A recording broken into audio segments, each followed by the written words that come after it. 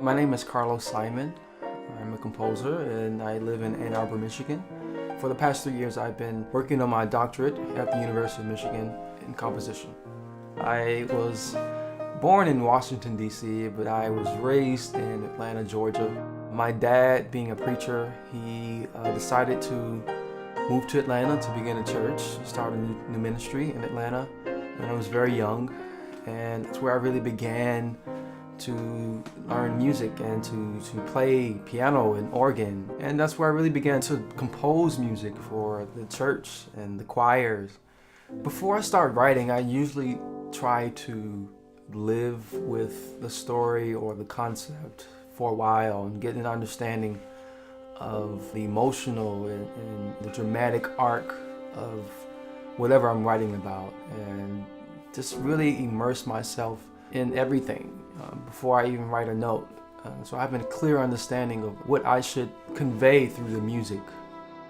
The concept of Portrait of a Queen has been part of my life for a very long time. For the past couple years, I've been really taking a look at the structure of the African American community and how things operate in this American society. And I've really found that women have been pillars in the community. In this piece, I wanted to trace that lineage of women who have been caregivers, who have been just vital to the African American community, and trace that from Africa through slavery and through Jim Crow. So this piece is really a journey, a musical journey. I wanted to use music that represents different eras and different time periods.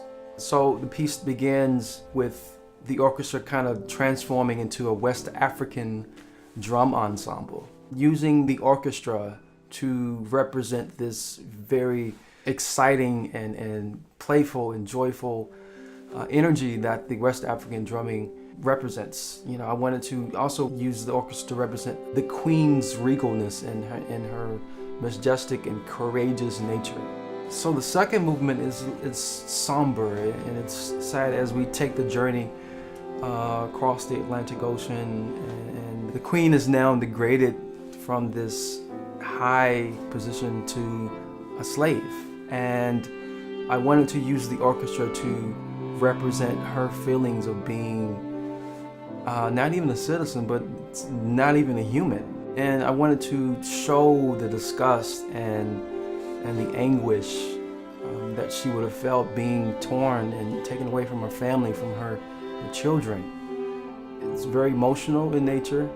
It was very emotional for me to write this movement, but it transforms in the third movement to something more aggressive and very tumultuous as we move to a time in history, in American history, where the country was going through civil unrest. This time is the civil rights movement. So I used this Negro spiritual, or the protest song, Don't You Let Nobody Turn You Around, which was a very popular protest song during the civil rights era.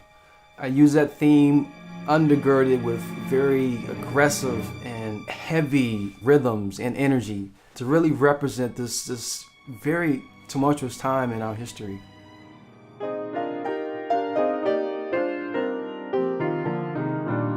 Finally, the piece concludes reflectively with a quotation of a favorite hymn of my mom and my grandmother, "Great is thy faithfulness." It's really meant to give an idea of how the Queen is represented, in my view, in churches today. You know, she is this strong pillar that we would have seen in Africa, and she's now transformed to this church queen, if you will.